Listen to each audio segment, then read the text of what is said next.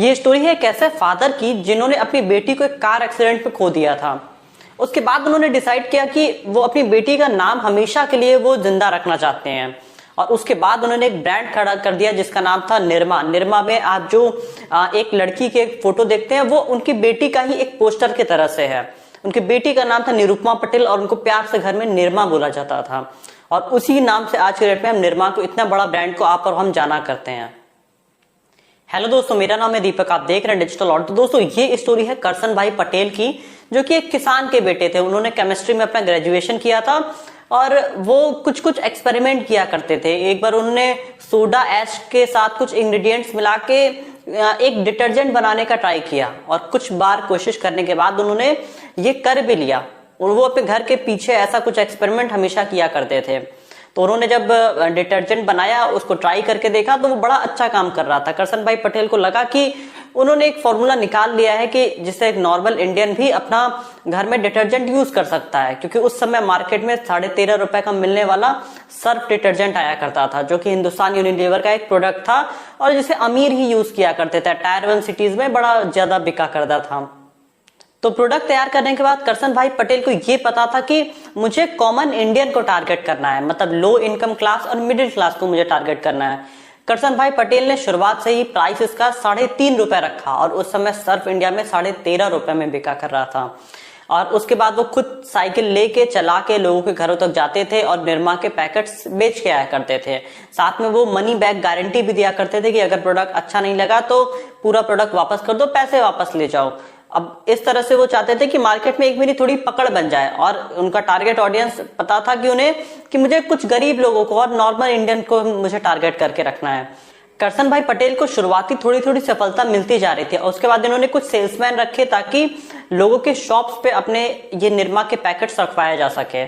अब मार्केट में कुछ ऐसा होता था कि हर जगह सर्फ ही बिक रहा था और कोई निरमा को खरीदना नहीं चाहता था। जब ये दुकानों पे इनके सेल्समैन जाया करते थे तो उनको इसके पैसे बहुत कम मिला करते थे, मतलब कुछ पैसे ही शॉपकीपर्स इनको दिया करते थे। अब ये बात करसन भाई पटेल को समझ में आ रही थी कि अभी हमने मार्केट में उस लेवल पे डिमांड नहीं क्रिएट किया है। अब इनके स्टॉक मार्केट में दुकानों पे रखे रहते थे लेकिन कोई आके खरीदता नहीं था। करसन भाई पटेल को चीजें समझ में आ रही थी। उन्होंने एक दिन बहुत ही टफ फैसला एक लिया और उन्होंने अपने सारे सेल्समैन से कहा कि मार्केट से हमारे सारे प्रोडक्ट उठा लो। और अगले दिन ऐसा हुआ कि मार्केट में अब निरमा का कोई भी प्रोडक्ट अवेलेबल नहीं था।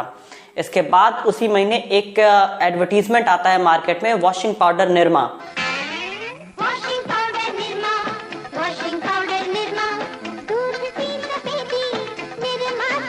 इस एडवर्टीजमेंट ने पूरा एकदम मार्केट को रातों रात बदल के रख दिया। सबको अगले दिन से निरमा चाहिए था और मार्केट में काफी बड़ी एक डिमांड क्रिएट हो गई। अब जो गेंद थी वो करसन भाई पटेल के हवाले में थी और रिटेलर्स को वो करना था जो कि करसन भाई पटेल अब कहते। ये कुछ एक बड़े फैसले ही एक बड़े एंटरप्रेन्योर ऐसा लिया करते हैं जो कि मार्केट को चेंज कर देते हैं। तो अब रिटेलर्स के साथ इन्होंने अपने नए रूल बनाए और उस हिसाब से कि आप पैसे दो उसके बाद आप सामान लेके जाओ, और इस तरह से निरमा मार्केट में एक स्थापित हो गया था। सर्फ का मार्केट रातों रात खत्म होने लगा था। दोस्तों वही मार्केट जो कि सर्फ का हुआ करता था, 1988 तक निरमा ब्रांड ने करीब 60% इंडिया का मार्केट एक्वायर कर लिया था और ये हर महीने करीब 1.72 लाख टन ये निरमा के पैकेट्स बेच रहे थे। इतनी बड़ी क्वांटिटी में इन्होंने मार्केट को कैप्चर कर लिया था। इसके कुछ बड़े रीजन थे। इन्होंने अपना प्रोडक्ट काफी इनोवेटिव बनाया था। करसन भाई पटेल ने खुद अपना प्रोडक्ट बनाया था क्योंकि इनको काफी अच्छी नॉलेज थी केमिस्ट्री की, और इसके बाद इन्होंने एक ऐसा प्रोडक्ट बना दिया था जो कि सस्ता था, जो कि मार्केट की नीड को फिलफिल कर रहा था। इनका जो प्रोडक्ट था वो लोगों के कपड़े के लिए भी बेहतर था। तो एक इन्होंने काफी इनोवेटिव प्रोडक्ट बनाया था जो कि लोगों को काफी पसंद आ रहा था। अगली जो सबसे इंपॉर्टेंट स्ट्रैटेजी इनकी रही थी वो थी इनकी प्राइसिंग स्ट्रैटेजी। जहां सर्फ 13.5 रुपए में मार्केट में मिल रहा था, वहीं इन्होंने सिर्फ 3.5 रुपए में अपना प्रोडक्ट मार्केट में लाया था। लोगों को वही सेम क्वालिटी मार्केट में मिल रही थी लेकिन काफी कम दाम में, तो लोग इनके तरफ जा रहे थे। इन्होंने अपने पैकेजिंग उतनी अच्छी नहीं करी क्योंकि उन्हें पता था कि उस समय इंडियंस पैकेजिंग की तरफ नहीं, उस समय इंडियंस क्वालिटी की तरफ जाते थे और प्रोडक्ट उनको बेहतर मिलना चाहिए। ये इन्होंने काफी अच्छे 2 स्ट्रैटेजी इन्होंने किया। अगर हम यहाँ पे अगली बात करें तो इन्होंने डिस्ट्रीब्यूशन नेटवर्क अपना काफी स्ट्रॉन्ग किया। जहां पे बड़े ब्रांड सर्फ वगैरह अपने आप को बड़े सिटी से स्टैंड करा के छोटे सिटी तक लेके आते थे, लेकिन इन्होंने बिल्कुल रिवर्स मार्केटिंग करी। ये सबसे पहले अपने आप को गाँव में अवेलेबल कराया, उसके बाद ये बड़े शहरों तक पहुंचे। तो इंडिया में काफी बड़ी पॉपुलेशन गाँव में रहती थी और छोटे शहरों में रहती थी, तो वहां पे इन्होंने जब एक बार पकड़ बना ली तो इंडिया का एक बड़ा मार्केट इनके हाथ में आ गया था। और वहीं अगर इनका हम बात करें कि इनका प्रमोशन काफी बेहतर था, इनका जो एडवर्टीजमेंट आया था वो काफी एक खुशनुमा सा एक माहौल बना रहा था टीवी एडवर्टीजमेंट के थ्रू, और काफी अच्छा एक जिंगल भी था। ये आज भी ये एडवर्टीजमेंट आपको हमको याद है, तो आप समझ सकते हैं कितना बेहतरीन ये एडवर्टीजमेंट उस समय के लिए था, जो कि इनके लिए एक बहुत बड़ा एक ये रोल प्ले किया। लेकिन दोस्तों अगर हम बात करें वही निर्मा, जिसका मार्केट शेयर करीब करीब 60% था 1988 में, वही मार्केट शेयर इनका गिर के 2015 तक करीब करीब ये 12% पे आ गए, और 2019 तक इनका मार्केट शेयर करीब करीब खाली 6% का बचा। और क्योंकि इसके बीच में इन्होंने इनोवेशन काफी कम कर दिया और बहुत सारे नए ब्रांड आ गए जो कंपटीशन में आ गए, और यहाँ पे कंपटीशन फेस नहीं कर पाए। दोस्तों डिटर्जेंट पाउडर के एक बड़ी सक्सेस के बाद निरमा ने बाथ सोप भी लॉन्च किया था, जिसकी एडवर्टीजमेंट आपको बहुत बार आपने देखा होगा सोनाली बेंद्रे के थ्रू।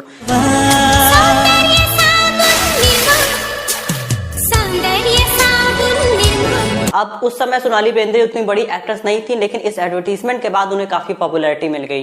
निरमा का जो एडवर्टाइजिंग स्पेंड था मार्केट का वो करीब 3 से 4% था, वहीं जो बड़े ब्रांड हुआ करते थे वो 8 से 10% स्पेंड किया करते थे। लेकिन इनके एडवर्टीजमेंट काफी कैची हुआ करते थे, इनको पता था कि हम वुमेन्स को टारगेट करना है, तो कई सारे इन्होंने एडवर्टीजमेंट कैंपेन लॉन्च किया। हेमा, रेखा, जया और सुषमा वाला एडवर्टीजमेंट आपने देखा होगा। इस तरह से कई सारे एडवर्टीजमेंट इन्होंने ऐसा लॉन्च किया जिसमें फीमेल्स को डायरेक्ट टारगेट कर रहे थे। अब यहाँ इसके थ्रू, क्योंकि फीमेल्स ही डिटर्जेंट पाउडर यूज करती हैं घरों में, अब यहाँ पे हिमेश, रितेश, सुरेश और पवन ये सब चीजें वर्ड ये नहीं यूज करते थे, ये कोई मेल को नहीं लेके आते थे, क्योंकि इन्हें पता था हमारी टारगेट ऑडियंस फीमेल है, तो इसीलिए ये अपने एडवर्टीजमेंट के थ्रू फीमेल्स को टारगेट किया करते थे। अब 2012-14 के आसपास इन्होंने सोचा कि हम अपने आप को कुछ एडवांस बनाए, हम अपना प्रोडक्ट, अभी तक ये सस्ता और वैल्यू फॉर मनी वाली चीजें ये बनाया करते थे, क्योंकि इन्हें लगता था कि इंडिया का जो ऑडियंस है वो सस्ते की तरफ जाता है। लेकिन 2010 के बाद इंडिया का मार्केट चेंज हो रहा था, लोग ज्यादा पैसे खर्च करने के लिए तैयार थे, उनको अच्छी पैकेजिंग चाहिए थी।